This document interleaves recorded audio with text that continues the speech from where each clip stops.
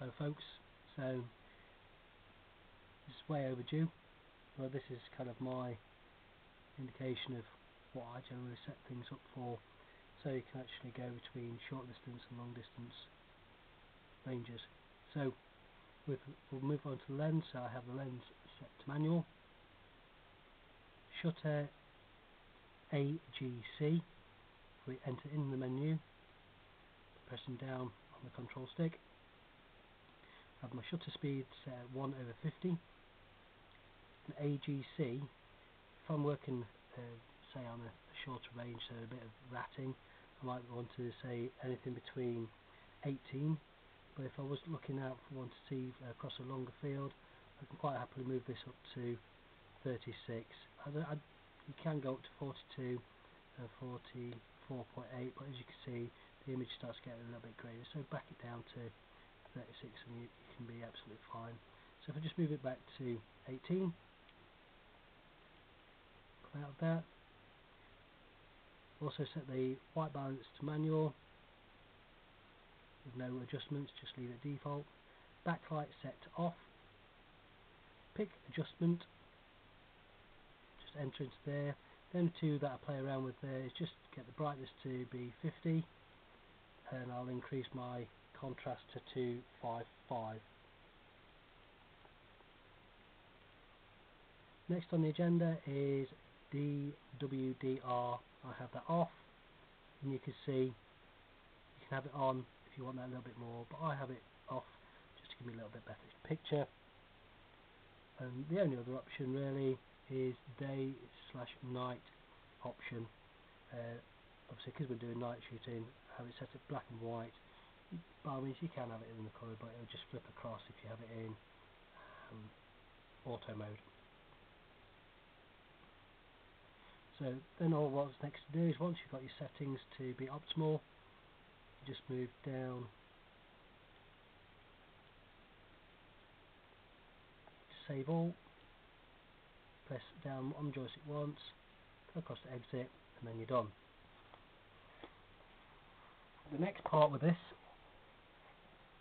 is if you're doing range shooting, and unfortunately I'm not out on the longer aspects, so if you've got a 3-mode torch, what I would do is I would set it to its highest setting, and as you can see I've got that fully saturated with light, and even if I zoom in I can't see anything.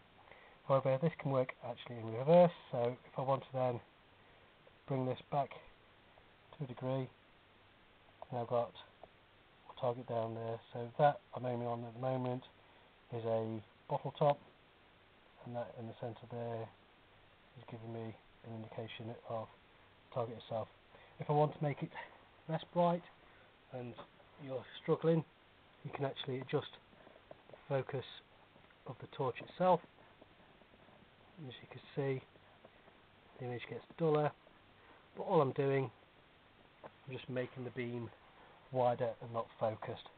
But again, if I want to increase that, I can actually just increase the torch's power to compensate.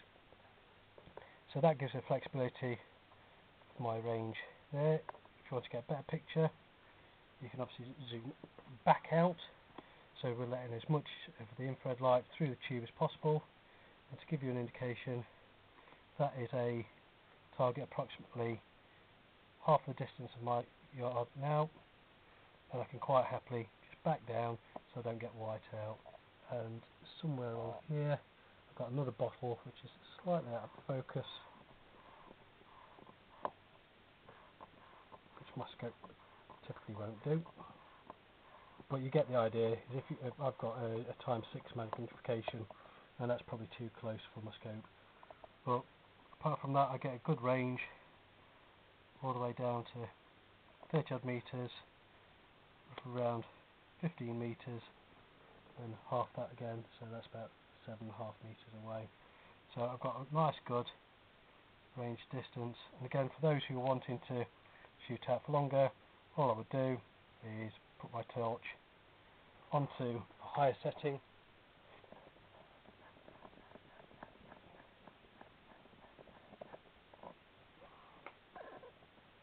my beam, so I'm saturating the area where I want to shoot. My recommendation actually would be to get a torch mount that is adjustable. I shoot quite happily with the air rifle of around 30 metres to 45 metres, and that's quite ample for me. For those using high caliber weapons and bigger distances, by all means use an adjustable torch mount, and that will help you no end.